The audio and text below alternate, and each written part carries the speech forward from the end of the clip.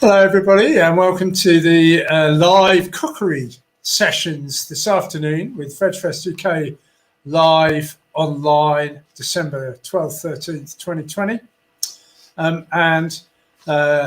We will be available to watch on the vegfest.co.uk channel, so you can see all this on YouTube, you can see it on Facebook, you can see it on Twitter, and indeed on our website, vegfest.co.uk, available before, during, and after for you to reference later. So today, absolutely thrilled to be hosting this session, live cookery demos with a festive twist. And we will have three very talented chefs going to be joining us to share each about 20 minutes, some fantastic festive recipes. And I should say that this is all of the chefs are from working with the fabulous charity V for Life. We had Amanda Woodvine on our chat show this morning. Amanda has been helping build V for Life for a number of years, including the mature zones at the VegFest events for the last 5-6 years. And with the current pandemic, of course, in the care homes and the extreme pressure placed on the whole systems and on all our individual people who have got challenges with people in care homes, people who are in care homes, and people experiencing a lot of issues this year because of the pandemic. And V for Life has been a hugely positive, very, very valuable resource for so many people. So really grateful to be joined by the three chefs. We have Chef Justina coming up in a minute. Also, Chef Alex is going to be joining us shortly. Chef Alex is the roving chef, not the raving chef, as I misunderstood earlier. And then finally, Chef Ollie will be doing some festive vegan bakes. So do stay with us. The demos are going to be streamed live, so they're going to be absolutely live, with expertise shared for free. You can feel free to share this later, try the recipes at home, and spread a bit of cheer for the festive season with some wonderful plant-based options. So the first chef we have is going to be doing some first-time vegan Christmas, and that's something I'm sure quite a few of us might be doing this year. It's quite a challenge, and I'm absolutely thrilled to be joined by Chef Justina. Welcome, Chef Justina. Here we are, Chef Justina, looking very festive, I have to say. Justina, I'm going to hand over to you straight away, really, to really bring us through a whole what is looking like a whole buffet, a whole feast, not only for Christmas Day, but then for Boxing Day too. Am I right? Yes, thank you, Tim. So today I'm going to show you how to make stuffed cauliflower and how to make a spiced sticky toffee pudding. So let's get ready, let's get serious, and let's start cooking. Okay, so we're going to start with boiling a large pot. It's full of water, touch salted, for our cauliflower. So now we're going to prepare the cauliflower. So you try to purchase the biggest cauliflower you can find. And if you have any leaves on that, pick them off and reserve them. You can use them in stir fry, possibly even make a soup out of that.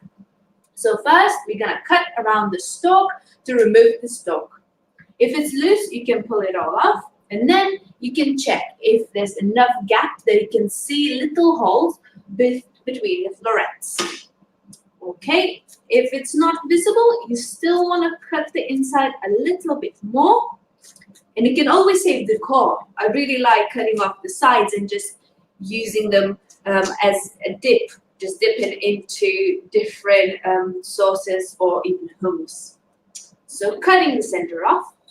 So as you know, this year might be a little bit different Christmas. Perhaps you're going to spend it with family, or perhaps you're going to spend it with your friends. And then you want to cook something possibly really lovely if you're hosting in your own house. Possibly there will be some dishes nobody else has seen before. And you want to prepare your family for something perhaps different. So what I would suggest is plan in advance. So in this case, you want to find the recipes, know what you want to purchase, perhaps look at some discounts in some supermarkets. So now I'm going to gently place the cauliflower inside the boiling water.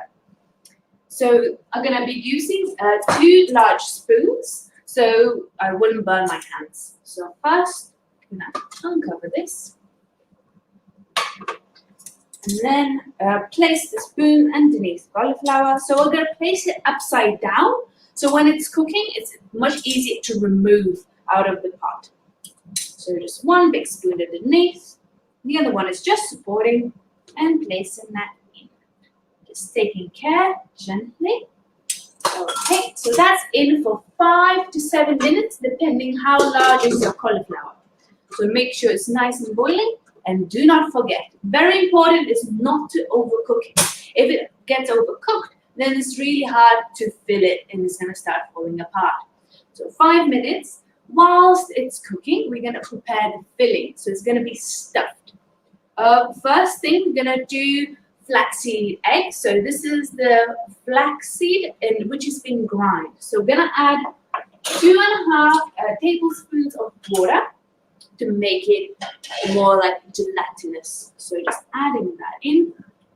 If you use hot water, then it will actually be thicker much quicker. Because I'm going to use cold water, it will take up to 5 to 10 minutes. Just perfect time for cauliflower to be cooked. So that's all mixed in. Just mix nice puree. Just leave that on the side and forget about it. For our stuffing, we're going to use an onion. We're going to use a red onion. You can always use any other onion or even leeks. So everything will be blended. So it doesn't have to be cut too small. Or chopped. Just preheat in my frying pan with a touch of oil. Just place that in. Next ingredient is Brussels sprouts. So you're going to pick some Brussels sprouts if you purchase them in advance for your Christmas meal. Pick the ones that don't look so good, or even pick off the leaves. So we're going to shred them quite fine. So just want to fry them off and get some color. And then possibly this year, if you notice, a lot of supermarkets do a lot of different vegan dishes, which you can cook by yourself or order in advance. It's just one of those things you have to consider if you're planning this. If you're going to go to someone else's house, perhaps you want to warn them in advance, saying that I will bring my own dish, or I would like this specific dish from the shop. Consider if you want to use meat replacements such as tofurkey or no picking blankets. That's one of those additions that you would like to consider beforehand. And if you possibly decide, I love this cauliflower dish, I want to make it myself and bring it to my mom's house, you should definitely do that. Just be aware that a lot of people would be really interested in what you made and they would like to try. And if they love it, they might eat it all. So make enough to share for everybody. So that's just very helpful to know when you're planning. The other idea, you can actually check recycled and plastic-free, or make your own crackers. That will make a nice addition to your house or to people you're going to celebrate your Christmas with. Okay, so just frying everything up gently. Wanted to get a little bit of color. All right, so everything just adding in the frying pan and just releasing a lovely aromas. The next thing we're gonna add is fresh herbs. For Christmas, try getting fresh herbs whenever you can. So today I'm gonna be using a rosemary and fresh thyme. So if you don't have fresh, or possibly your supermarket is sold out, you can try to go for dried herbs. We'll need to use a touch more of them because they have lack of flavor when they dried out. But if you can even purchase such rosemary and thyme beforehand. You can freeze that, or you can even keep them in the fridge for at least a week. So chop that up. It's going to be blended anyway, so you don't have to chop it too small. As always, if you make too much of something before Christmas, you can always use it for your buffet on Boxing Day. So perhaps you're gonna make soup or walnut pate for the starters, and you can have a nut roast, stuffed cauliflower, tofurkey, and any other dishes for the main. And then obviously you always gonna have some chocolates left over, and then different dishes it's worth to keep an eye on. Especially if you're buying alcohol or going somewhere where possibly someone would like to make you mulled wine or cider, make sure it's vegan. A lot of supermarkets have a little V at the end of the packaging, so that's really important to just have a look before purchasing. You can actually do your research beforehand if you know the supermarket you're going to be using. So go to their website and check which ones they have a vegan range. I know quite a few supermarkets have alcohol-free versions as well. So that's mindful if you're planning to cook something using wine as well. So peeling garlic, so just crush the garlic lightly with my knife and then peeling that off. So using 3 garlic cloves for this. Just keep checking on your cauliflower. That should be ready. Just gonna remove that. Okay. Chopping those up. Once again, everything will be blended, so you don't have to worry too much about it being a little bit chunky. Just placing it in the frying pan. And then once again, using these 2 large spoons, I'm gonna remove the cauliflower. I have line and baking tray. I'm gonna place that here, which I can put my cauliflower on there. Just releasing the steam, trying not to put my face in there. Okay, turning it off. And then gently trying to lift that up. There's gonna be a lot of water inside, so just let it run out. Just a little bit, and then place it on your tray upside down and let it to release the rest of the water out of cauliflower. Okay, so our filling is frying up lovely here. Next ingredient, we will use a whole chestnuts. So you can either buy a pureed version or whole cooked chestnuts. So we're gonna put them in the frying pan as well, just to heat them up a little bit. All right, just cooking them up.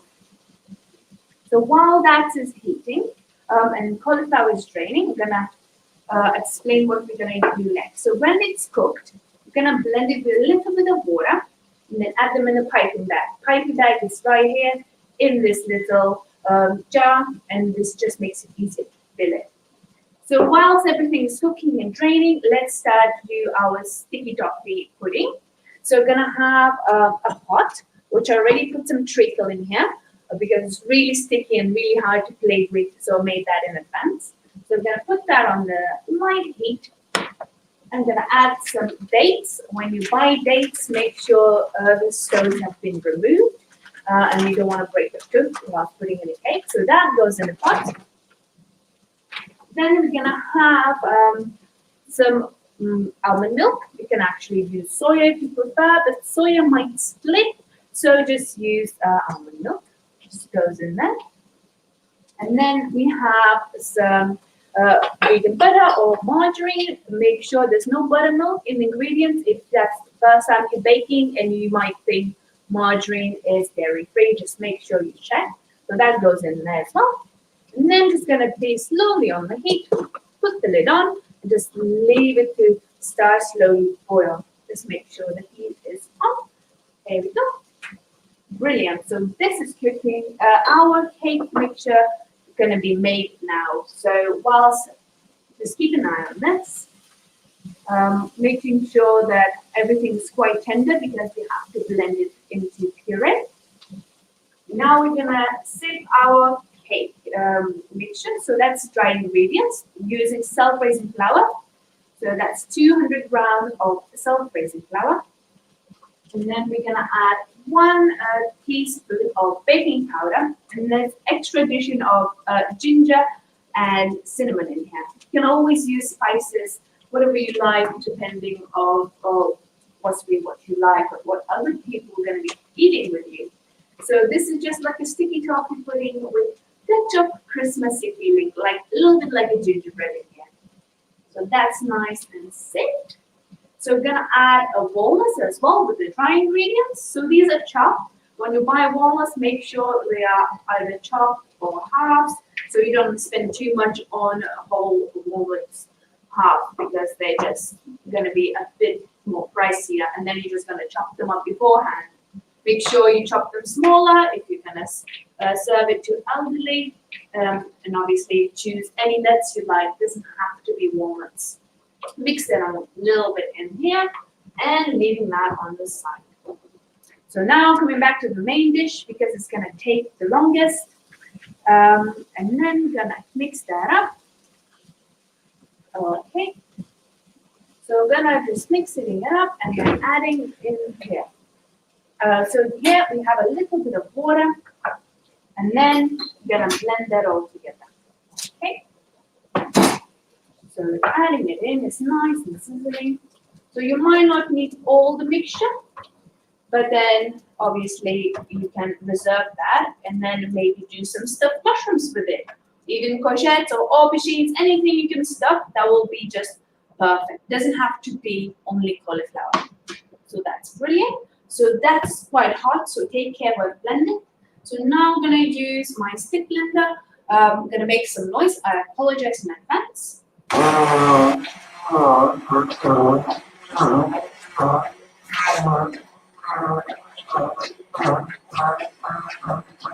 So now it's starting to come together a little bit more, and then please do not forget to add your flaxseed. At this point, it should be already gelatinous, and then just adding that in, which is going to make quite an important addition. Will make everything a little bit more sturdy when it's cooked. So that just goes in, and then finishing blending so it doesn't get stuck in the piping bag.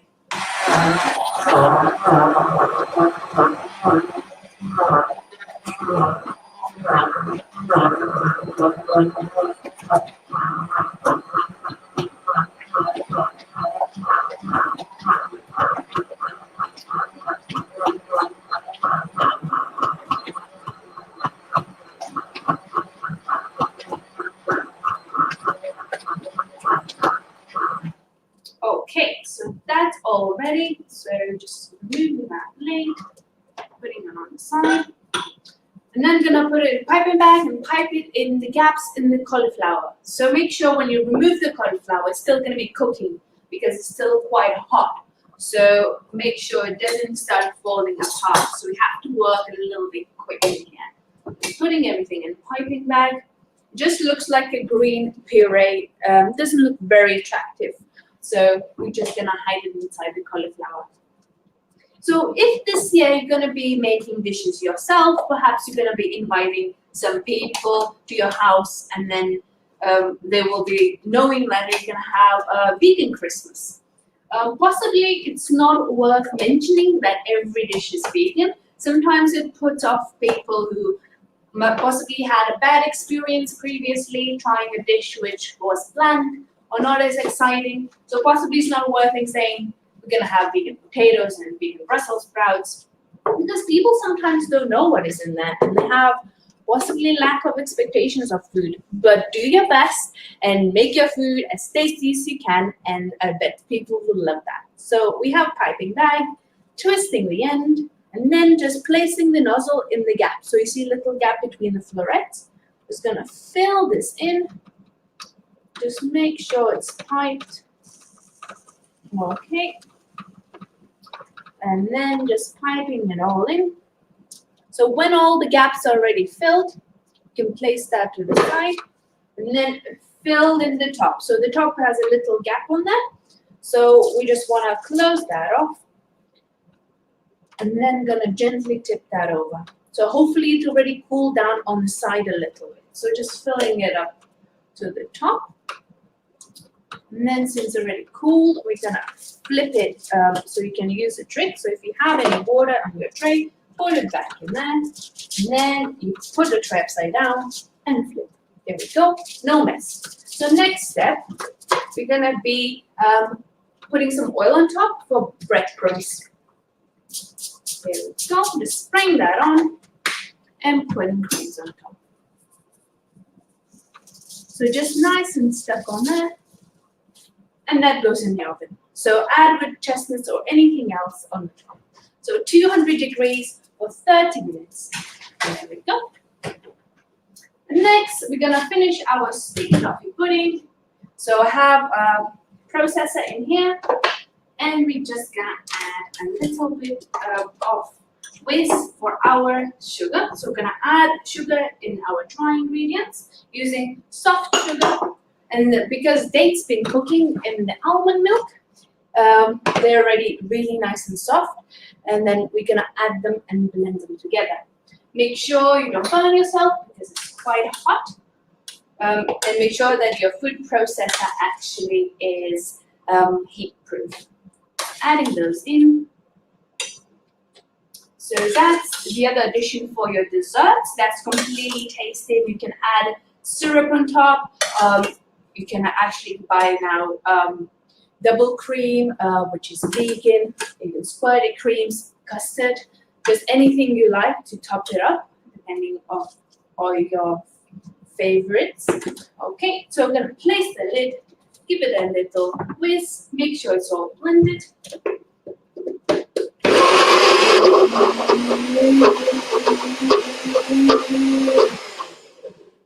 So you just want to puree that. You can use a stick blender as well if yours is not dirty with all the ingredients you've been using.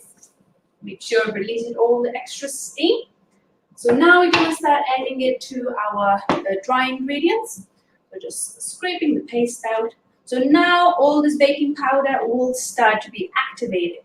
So now we're working on the timer here and then making sure we mix everything before it starts activating. So all the hot ingredients in here.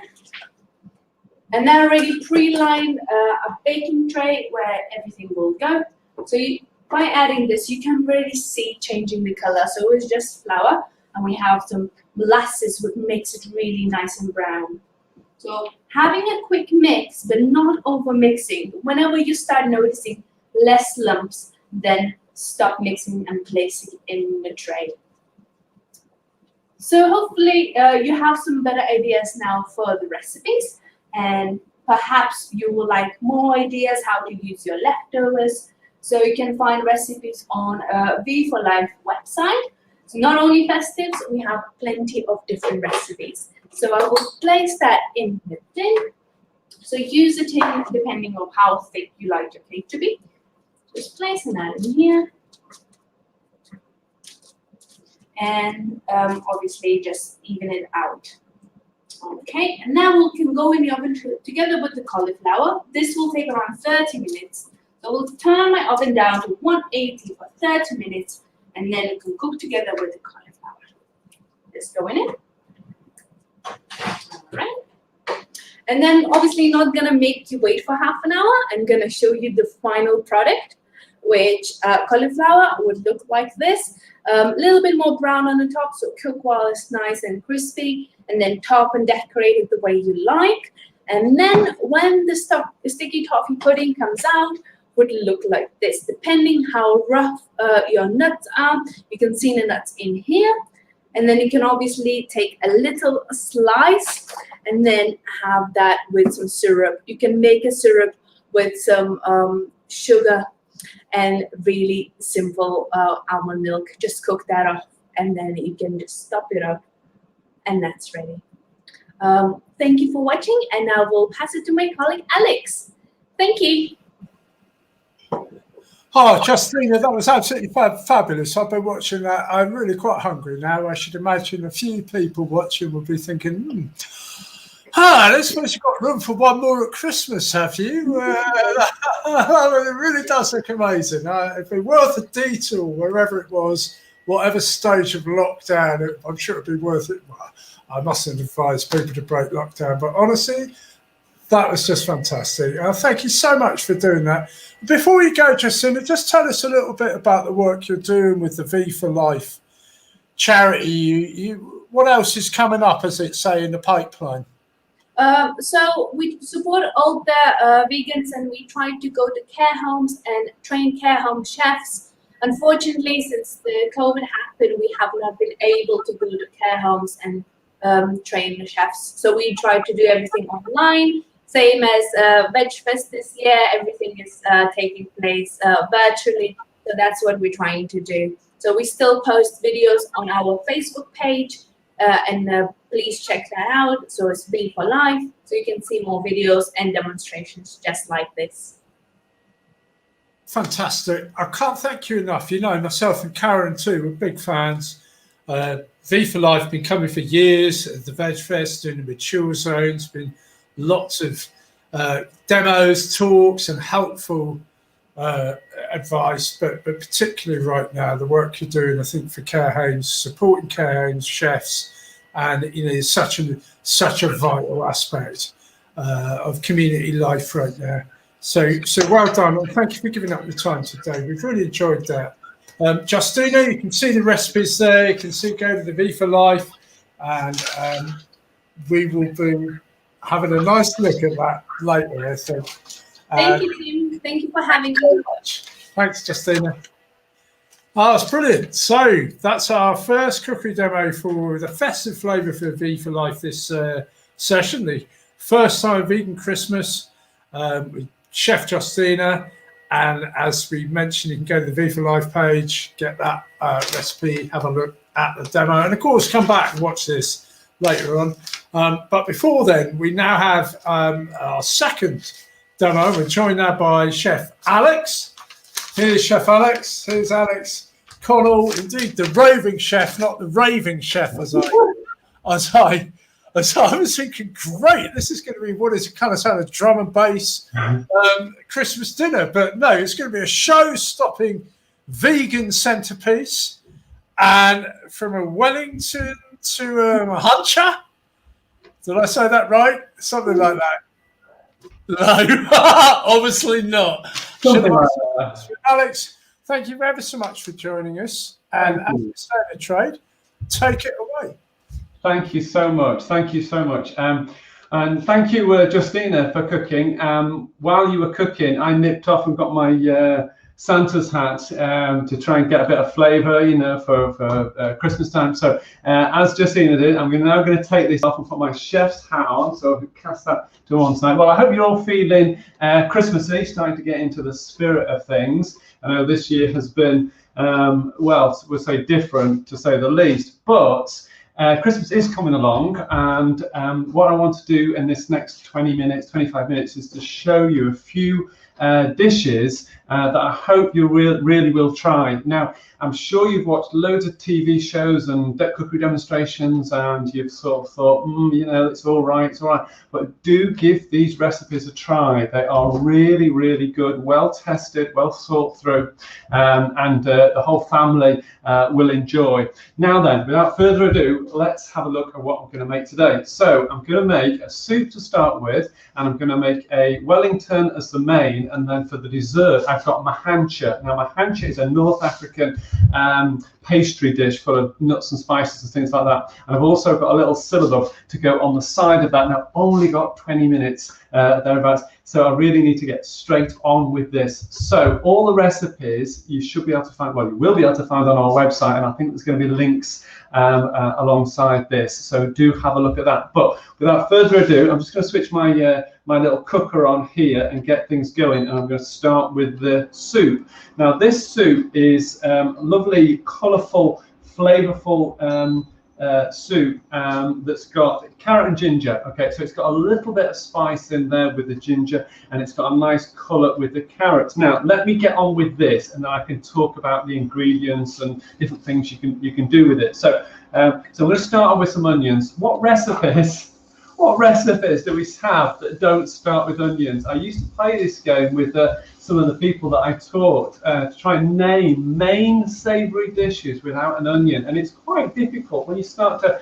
think about how commonly we use onions. But my biggest tip for onions is to cook them longer than you do. Okay, so whatever time you do, just increase them. So if you're like me and you can't rush things through all the time, just take a bit of time with them.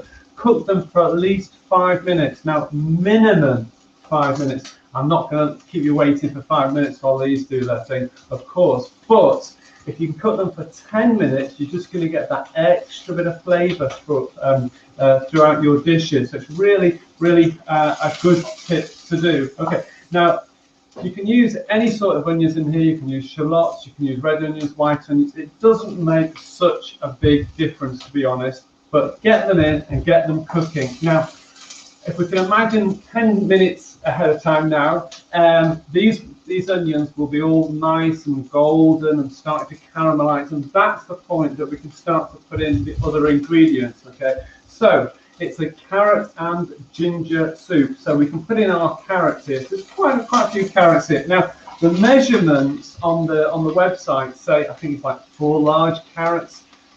If you've got more guests, just bulk it up a little bit. Now you can make this dish ahead of time. You can put it in the freezer. You can substitute different parts of the recipe. So you can put in butternut squash if you prefer. But the carrots, nice and cheap, nice and plentiful. You're probably going to have them with your main course as well, so you'll have some in. But the great thing is it tastes and it looks brilliant. Okay, so I've got my carrots in there. So the carrots have been sweating for 2 minutes or so. I know they haven't really, but you know, we're going to pretend. And then I can start to put the rest of my ingredients in here. So I've got some garlic in here. Now, if you're not a fan of garlic, only put a little bit in. If you're not a fan at all, don't put any in. But if you do like it, put loads in. But do cook it for a long time. Don't rush it. It's a soup, I know, but you still need to give it a little bit of care and a little bit of love. Okay, so that's what we need to do with that. So that's been cooking, we're imagining, for about 2 minutes, and then we can start to finish the soup off. It really is quite straightforward. Over here, I've got some ginger. Now, I would recommend using fresh ginger over powdered ginger. It does have a slightly different flavour. However, if that's all you've got, then pop it in. And the ginger will give this a bit of a hit. It will, because ginger is quite a, you know, it's quite a spicy spice, quite a hot spice. So in we go with that, or most of it. There we go, don't waste any. In we go, and that's just doing its thing nicely. So if we can move forward a bit, we're going to imagine that this has been cooking for 5 minutes, and then we can start to finish this off. So it's a carrot, ginger, and orange soup. So in here, I've got the juice of an orange, and I've also got the zest. Okay, so in that goes, and that's really going to add a lot of flavour, but it's also going to add to the colour of that. So 2 more ingredients for the base part of the soup, and obviously some stock. Now, we all know there's a lot of vegetable stocks around, but if you're uncertain, do have a check on the packet. Not all vegetable stocks are vegan, so do double check. Sometimes they can have milk derivatives in them, so do have a quick look for that. But anyway, I've got some stock here, and in we go. And that's just going to simmer and do its own thing nicely for about 20 minutes. One last ingredient that I want to put in now is some chili. Now, I like spicy things. I like a bit of spice in it. So I've got a little chili grater here, shape of a chili, as you can see. Give it a couple of twists, and that's just going to add to that extra bit of warmth in the soup.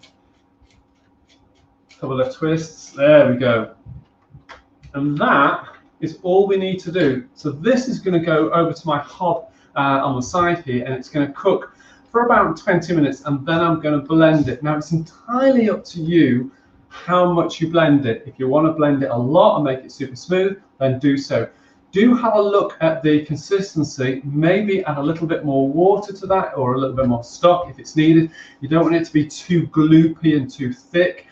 It is a starter, or it's meant to be in this case, a starter for Christmas, but of course you could have it at any point over the winter with some nice crusty bread. It'll warm you up. It's really cheap. If you want to put some extra nutrition in there, you could put some lentils in there, some red lentils. That would just go in really nicely, and obviously you're going to increase the protein in here as well. But for Christmas Day, slightly lighter because you've still got the main part of the meal to come. So I'm going to put this to one side, and I'm going to move on to our next dish, which is the mushroom Wellington. Now, bear with me 1 second while I just pop this over here and get rid of this, and I can swap that one for that one, pop that over there.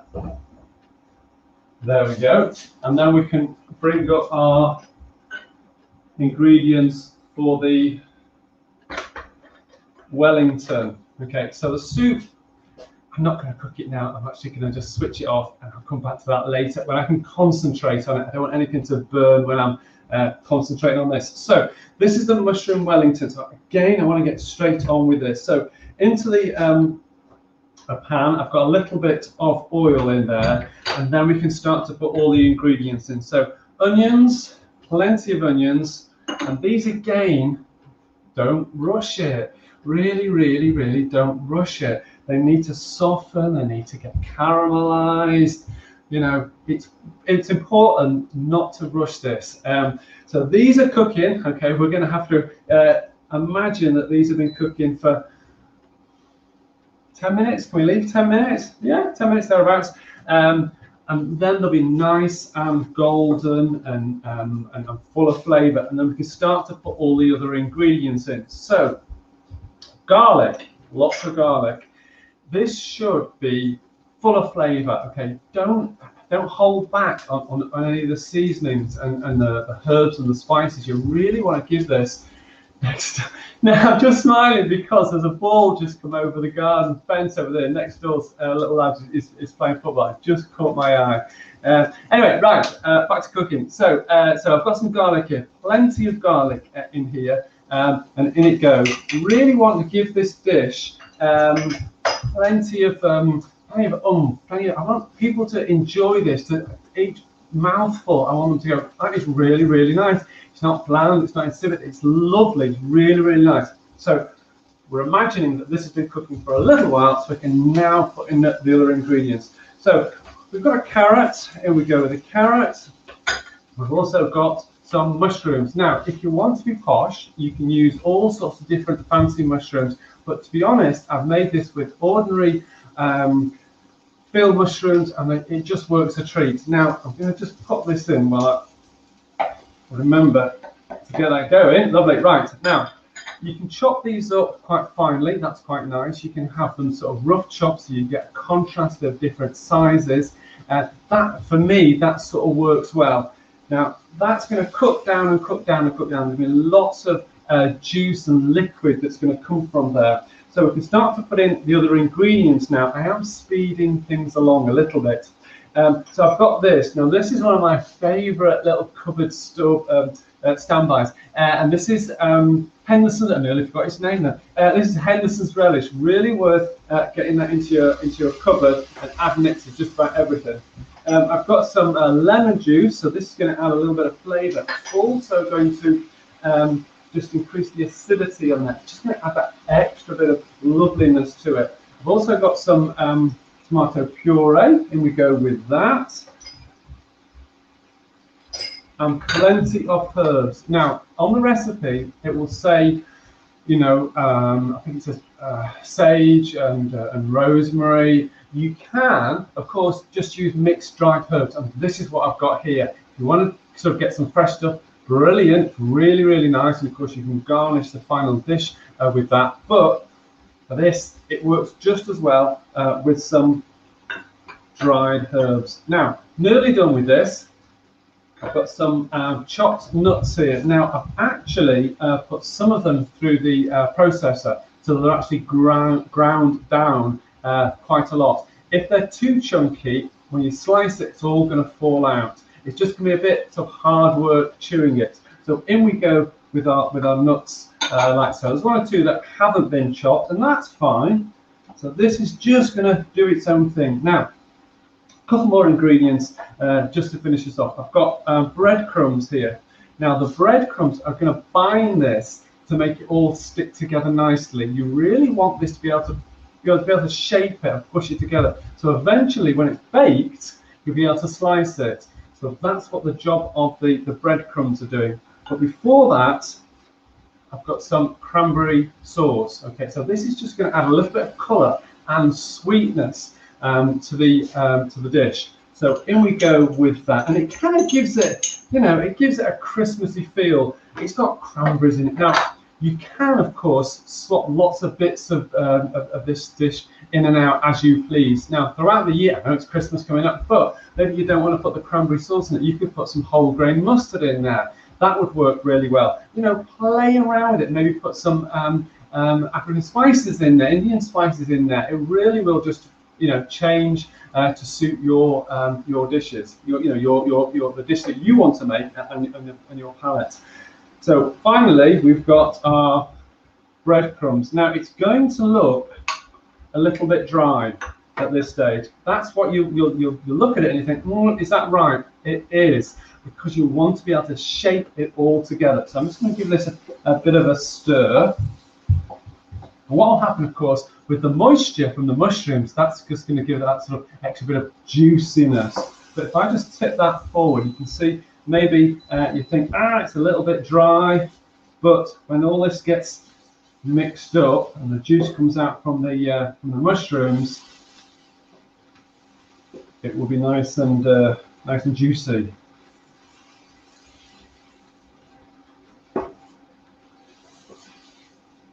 So once that's all mixed together, give it a little taste. It's not finished because you're going to put it in pastry, which I'll show you in a second, but just season it at that point. So a little bit of salt, a little bit of pepper, and you're done. Now, if you want to save a bit of time and have more time out of the kitchen rather than in the kitchen on Christmas Day, let it cool, and then it can be frozen, okay? And then if you want to then let it thaw and then put it into your fresh pastry on Christmas morning and bake it, you can do it that way around if you want to.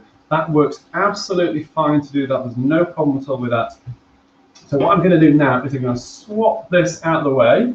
So bear with me when I just move this down. I shall get rid of that.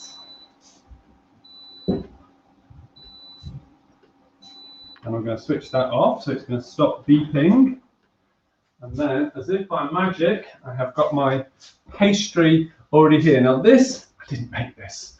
It's ready rolled, ready made, and I've just rolled it out. So it's a block of puff pastry. You can use short crust pastry if you prefer, obviously, but for me, there's something about the puff pastry. It just kind of gives it that extra bit of luxury. It just gives it that extra bit of feel that it's something a little bit special. Now, rolled it out, and it's, as you can see, it's larger than the baking tray because we're going to wrap it up, so it needs to do that. Now, what I recommend is to, when you're rolling it out, just roll it out a little bit more and then let it relax, because it's going to come back in again. So you don't want it to be just exactly the right shape. You put your filling in, you roll it up, and then it gets too tight and it can split. So do take your time with that. So over here, Blue Peter style, I've made some filling earlier. Okay, so this may look as though I'm going to put a lot of filling in here, but when I press this down, I'm going to use my hands for that, it will all start to come together nicely. That should do. There we go. So we've got a good amount of filling there. So if I just wash my hands up a little wipe. Okay, so get your hands in. It's the best thing to use, and then push this mixture together like so. Now, if you don't push it together, when you slice it, it'll all fall out. So you want to really take your time to do that. And when you've done that, then you can start to wrap this up and then give it a brush with some soy milk and then bake it in the oven. So that should be about right. Okay, so over the top with the side, over the top with the side like so, and then all we do, wrap this up, turn it over like so. Done. I'll put it sideways. Done. And then all we do is we take our soy milk and then give this a little brush. Now, it is important to do this because the pastry is so thick. You really want to slow the cooking process down a little bit, because you'll end up with uncooked pastry in the middle. So to make sure that the outside doesn't get burnt before the inner part is cooked, then do give it a good coat of soy milk on the top. You could use oat milk if you prefer, of course. And that is that for that. So I'm going to put this to one side. and I'm going to show you the last dish. Now I have baked the other, I have made a Wellington this morning, so I will show you the finished process, but I just want to get straight on with my mahansha. Now this is a treat for Christmas. It really is. Now I'm not going to make the full size, okay, because I've only got this sort of space here with the camera. So if you've got a longer side, it will work. Okay, so what do we need for that? We need some phyllo pastry. Now the great thing is you can get phyllo pastry in the supermarket, and often it's vegan. Do check, obviously, do check. So I'll just put that to one side and we can start to bring the ingredients together. So we have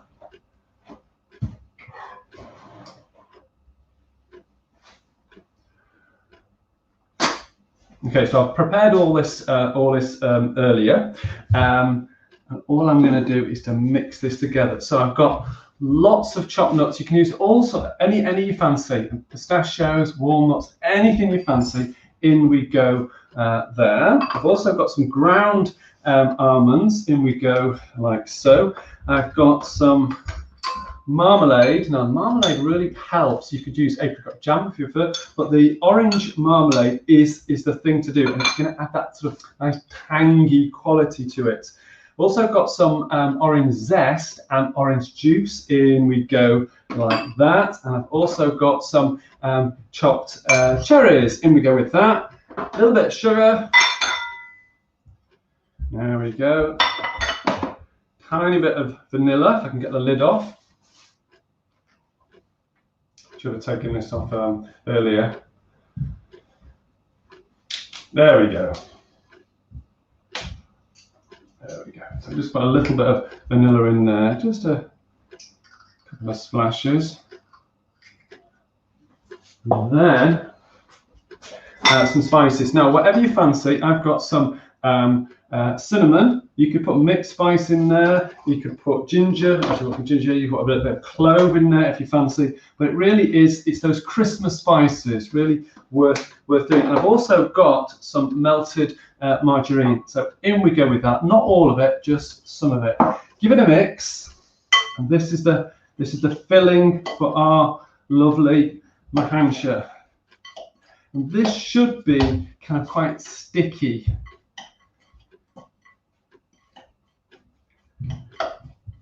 And the smell from this is absolutely gorgeous. Definitely worth having a go with that. So that's that done. So I've got my filling there, and then I'll do that in a second. Let's get rid of that. I can come to my phyllo pastry. So time is pressing. I can see the producer telling me off, saying speed up a little bit. He's not saying that. Right, so all we do is we take our sheets of phyllo pastry like so, and then we put them in a line like so. We put our filling along the top like so. And I'm just making a smaller one because of the space that I've got. That can go there. So we'll just shape this up like so. Okay, let's get it as even as you can. And then we've got this, still got some margarine, so sprinkle a little bit of that on there like so. Don't need to be too fussy. Over we go on one side, over we go on the other, and then we can start to roll this thing down. So if you can get it this sort of length, much better. This is just a little mini one to give you the idea of this recipe. It's called mahansha, really nice Christmassy recipe. And then roll it up. What I tend to do is to leave a gap in the middle because the heat can go out as well as from the outside. And that is then going to go onto our tray to bake. Like so. And then finally, we can put some extra margarine on the top like so. And then that will go in the oven to bake. Now, do keep your eye on this because the it's phyllo pastry, so it's going to burn really quickly. So in the oven for about 20 minutes or so, making sure you keep your eye on it. Now then, our Wellington, here we go. Look at that, hey, absolutely marvelous. So we should be able to slice this.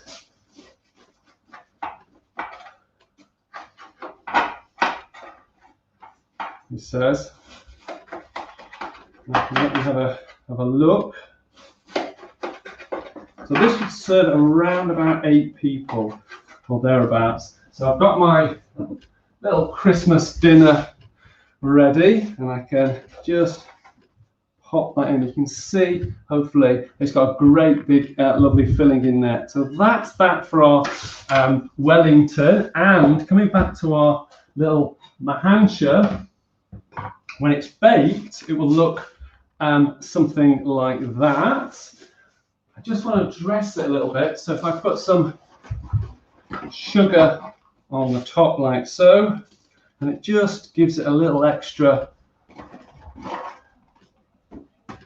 colouring. And I've also got some toasted nuts on the top, and then I'm going to serve that with some syllabub. Okay, so this is just the whipped cream you can buy these days, and I've got some orange zest and some sugar, and we just mix that together like so. So we have a slice of that, we have a little dollop of that on the top, and then of course we have our wonderful soup. So this is one I made earlier. So if I can just bring this around, and we can see we've got our soup like so, with a tiny bit of garnish with our vegan creme fraiche and some coriander if we like. And there we have it. How's that? 25 minutes, thereabouts, dead on. Do check these recipes out. You know, they are easy to make and are absolutely delicious to eat. So we've got the starter, which was soup, which has got that carrot and ginger flavour, lovely, a bit of spice in there as well. And for the main, we've got the Wellington. It can be frozen when it's been cooked as well. That works. And then for dessert, we've got this lovely mahancha with the little bits of sugar and nuts on the top. And then just to serve it, we've got some whipped vegan cream with a bit of sugar in there and some orange as well. And that's it. Really, really straightforward. Well, I hope you've enjoyed watching this, and I do implore you to try this, but maybe try it, you know, a few days before Christmas, and then you can just tweak it to your own palate as you need. Well, that's it from me, and I shall hand you back. That was fabulous, Alex. We've all been watching really, really intently. It's just incredible. I mean, I've got to say that mahancha is just. Let's have a look at it again. Put it in front of the camera there. It's just a work of art. I just absolutely. That's worth having a. Yeah, look at that. Oh, you know that. That is just like. And the phyllo pastry, I mean, I was lucky enough to see, I remember the handmade traditional phyllo pastry when I was a child, watching people, it's just like all laid out and made, and it's just like, it's a real art form making. I know a lot of it's made by factory these days, but the phyllo pastry is just awesome. And to watch that, it's just been great. So thank you ever so much. You're very welcome. Thanks for having us on. Well, yeah, and thank you to the whole V for Life team. You know, I know Justina was talking earlier about the awesome work that you do, not only pre-lockdown, but since lockdown too, and that's been brilliant. And on that note, you know, just a word of thanks to also not just to yourselves, but the hard work that goes in with the whole charity. You know, people like the trustees, who often there's some fantastic individuals behind, as I say, sit behind a lot of these charities, working in the UK in the plant-based vegan sector, and often unspoken, often unthanked. So on behalf of all of the people who support your work, thank you to the trustees. Yes, thank you. Yeah, thank you. And beyond too, if you're watching, and Vegan Society, Animal Aid have whole trustee people, volunteers, always volunteers. It's just a great example of work that you can do. And I'm just going in and helping people. I'll be honest, that's good. You speak my language too. I like that. It's a bit of this, sprinkle of that, dot of that. Yeah, never mind about the Jimmy Wales. Just drop us a bit of that. That's all you need often. A little bit out of balance. Never mind, you can have fun eating it and rectify another time, because, as I say, practice doesn't always make perfect, but it does make a very good meal. So, Alex, thank you for bringing that. I know we've got our third chef waiting in the wings, and this is going to be a festive vegan bake. So I probably might think you might stick with this, actually, but the V for Life third chef, who I promise is not a raving chef or indeed a raving chef, but is Chef Ollie. And Chef Ollie is going to now join us and show us a little bit of a festive season. Ollie, thank you for joining us. What's on the table too? What's in the kitchen today, Ollie? Thanks, Tim. Today I'm going to show you a couple of festive baking ideas. So we've got mincemeat muffins coming up, and also some lemon shortbread. These are great for snacks, or you can even hang the shortbread on the Christmas tree if you ice them. I have to reiterate, we are all roving chefs, actually. In our job, we go round. I cover the South region. Alex covers the North. And Justina's in the Midlands. And we also have Claire, who can be with us today, who's in Scotland. So yeah, our job title is roving chef. So yeah, just to let you know about that. So I better get on. I think time is ticking away. The first thing I'm going to make is the mincemeat muffins. So for this, they're really good sort of alternative to mince pies if you're not a big fan of mince pies. They have a little bit of mincemeat in, but not too much. So the first thing I'm going to put in is some self-raising flour and some baking powder. So I'm making a half recipe to the recipe we have online. And just to say, all the recipes we're making today are available on our website. So please check it out. So 175 grams of self-raising flour, half a tablespoon of baking powder, and I'm just going to sieve that into a big mixing bowl. And then to this, I'm going to add some caster sugar. So just your regular silver spoon sugar. So I'm going to add 88 grams of sugar. I have actually tried this with alternative sugars. I know there'll be lots of people watching who aren't too keen on refined sugars and things like that. So I've tried this with coconut sugar, and it works really well, just as well. And obviously it doesn't have the high GI like caster sugar does, or a slightly lower one anyway. So just mix all that together. And then to this, I'm going to add some sunflower oil. So 4.5 tablespoons of sunflower oil goes into that. And then before I mix all the wet ingredients together, I add some water. So I've got 190 milliliters of water. And then I just fold the wet into the dry. Get yourself a spatula. And then just bring that all together before I add the mincemeat. So not everybody's a big fan of mincemeat. This recipe doesn't have too much in. And once you bake the muffins, you really just sort of taste a bit of that peel, the orange peel, and a little bit of the Christmas spice, the cinnamon, and some fruit. So just mix that together and then add the mincemeat. So I'm using Tesco mincemeat. Other supermarkets are available. I just need to grab it actually. I left it in the fridge.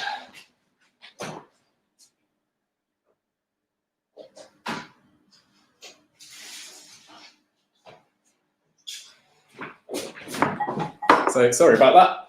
I'm actually working in my dining room today, on my dining room table, because my kitchen's so small, I can't really fit a camera and everything in. So in goes the mincemeat. Most mincemeat is a vegan these days. I used to have animal suet in it, but most tends to have vegetable suet in these days. But obviously check the label first. So we just fold that in as well. And then get yourself a muffin tin and some muffin cases. And then we just want to fill these about 2/3 of the way up.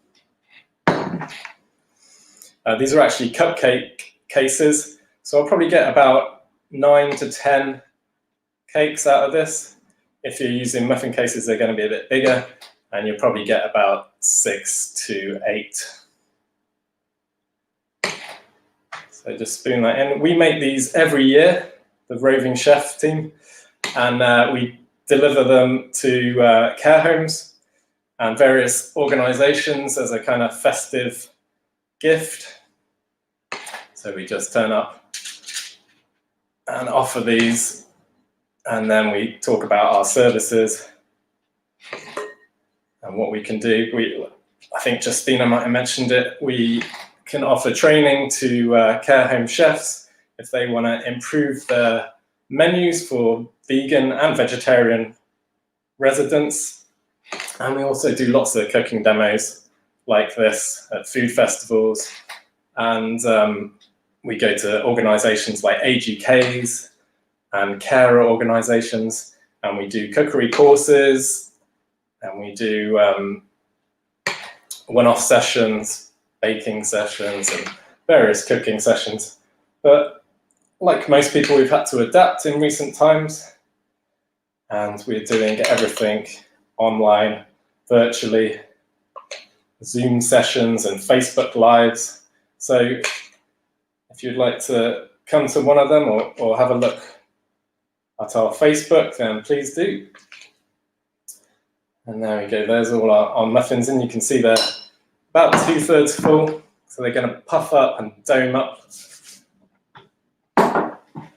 And the last thing to do is, in here I've got a bit of demerara sugar and a little bit of just ground cinnamon, and that's just mixed together, and I just sprinkle it over the top, like so, and then that will just give a lovely sort of crunch to the top, and the muffin will be all nice and light and fluffy with that nice Christmas crunch on top. So I've got my oven on at 180, 190 degrees. Those go in for about 20 minutes, and when they come out, I've already pre-made some, obviously, so I'll bring those in at the end. The next thing I'm going to make is some lemon shortbread. So it's not specifically a Christmas recipe, but I've got some Christmas cookie cutters. I've got a Christmas tree here, a snowman, and a star. So you can make these into Christmas shapes, and they make a really crispy biscuit. So like I said, you could add them to as a Christmas tree decoration, or just, you know, a little thing to serve to friends or whatever. So the first ingredient is some gluten-free flour. So this is Dove's Farm gluten-free flour. This recipe, it's not set out to create a gluten-free recipe. I think The gluten-free flour just adds a bit more of a sort of crispness to the biscuit. It does work with a regular flour, but I think it makes it a little bit more crispy with the gluten-free flour. So I've got 125 grams of the gluten-free flour, a little pinch of salt, some sea salt there, and then some sugar, just the caster sugar again. So 45 grams of caster sugar. And then I've got some pure, I don't know if you've seen this before, pure butter, really good vegan product. It's very buttery and very good in baking. And I am just gonna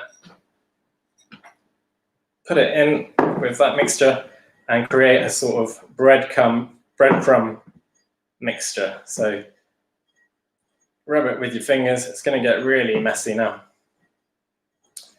Just create small breadcrumb type texture. So make sure all that butter is rubbed into the flour, and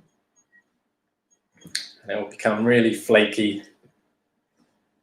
And what we're going to do in a minute is bring it together in a big ball and roll out a dough.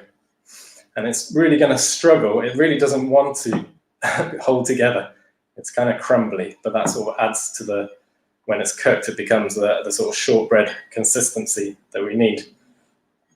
But to actually get it to that stage, it's a little bit of effort, but well worth it. So there we go. We've got a nice sort of crumbly breadcrumb mixture. And then to this, I'm going to add some lemon zest. So I've just already started grating a lemon. So I'll just finish this off a little bit. You want to use an unwaxed lemon for this. They're usually organic, but you do tend to find other conventional lemons that are unwaxed as well. If you definitely can't find a unwaxed lemon, then all you need to do is boil some water, submerge this in a cup or a bowl, pour over the water and leave it for a couple of minutes submerged, and then that kind of gets rid of the wax. So that's really useful to know for all fruit, oranges, and as well. So what I do, put that lemon into the mixture and mix that as well. And then quick wipe of the hands. Ideally, I'd like to get them under the tap, but like I said, I'm in my dining room today. So just wipe the hands and then clean a surface. I've cleaned this previously, and then dust a little flour onto the surface.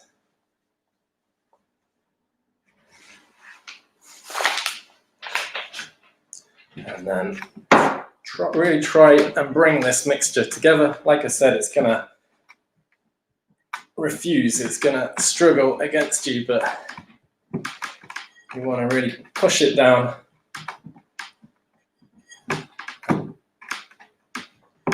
Pummel it into submission.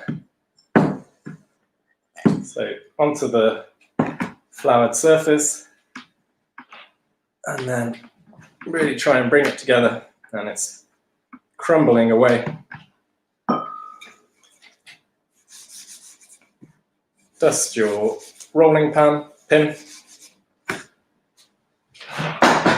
and then we're going to roll this out. See, it's breaking apart, but it will hold together, don't worry. And we want to roll this to about 1/2 centimeter thick. Good. And then get your cutter and then just make a few shapes. Get yourself a baking tray and line it with a little bit of paper. baking paper, and then put your shapes on top. So my snowman and my star cutter as well. And then what you do, so continue to bring this pastry together and then keep rolling it out.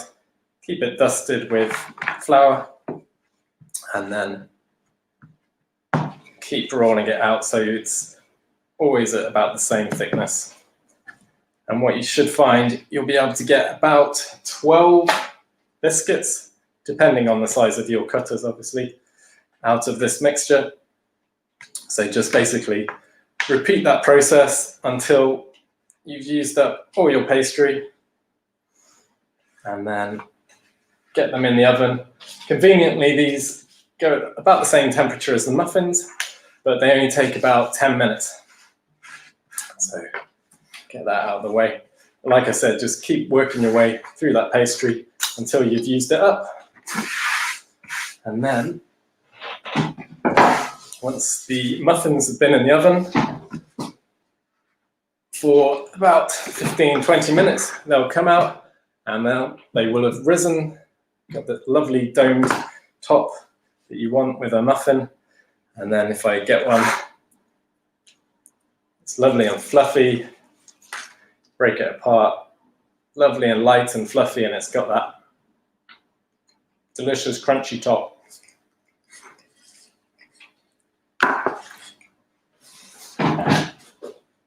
Delicious. And then the biscuits. So, like I said, these would have had only about 10 minutes in the oven, and they got a brilliant crisp bake to them. Lovely and crunchy. What you can do is ice them. Also, before you put them in, also you can sprinkle a little bit more sugar over the top. And that gives them that shortbread, sugary, crumbly top. But if you want to ice them, just make a nice hard icing over the top, and then you could drill little holes in them, put them on the tree, or just use them as decorations or for children, etc. And there we go. I was quite worried about time there, so I've kind of steamed through that, and that is the session over and done with. So thank you so much for tuning in. I'm going to bring Tim back in now, and all the chefs will be available to answer questions. So if you've got any you can just fire them to us, and we'll get back to you. Ollie, well done. Thank you. That was great, especially the mincemeat bit. It really apt Christmassy feel to it. And these recipes are all available on the website, on the Facebook page, and on our website. So V for Life. That's it for our session there, for the festive session. Thank you again to all our three chefs. Anna, I should correct my mistake, that you are all roving chefs, and also your colleague in Scotland. It's just fascinating, really, to hear some of the work going on, but it is so valuable, and I know that especially this Christmas, it would be really, really welcome. Some of those skills that you've been demonstrating this previous few months will be coming alive, will be put to good test. And I'm sure a number of people will be giving marks out of 10 for the creations that have been drummed up in what is, let's face it, some very testing, challenging times.